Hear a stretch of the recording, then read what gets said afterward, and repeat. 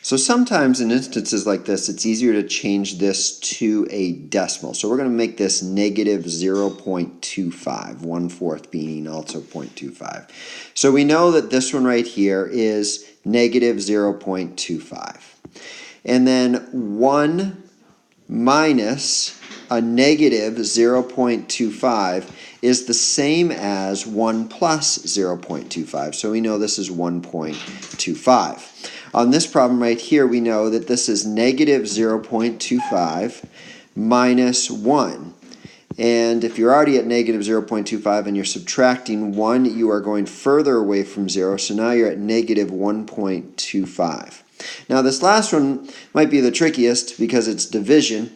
So here's what I'm going to do. I'm going to do negative 1 divided by, and I'm going to keep the fraction this time, negative 1/4. And so you may recall keep, change, flip, or flip the right and multiply. So it would be negative 1 times negative 4, which gives you a positive 4. So let's put these in order from least to greatest. The smallest one right here is negative 1.25. It's furthest to the left on the number line, so we'll say this is number 1. And then the other negative is number 2, so that's the second one that you should have. The third one is 1 minus x, because 1.25 is smaller than 4.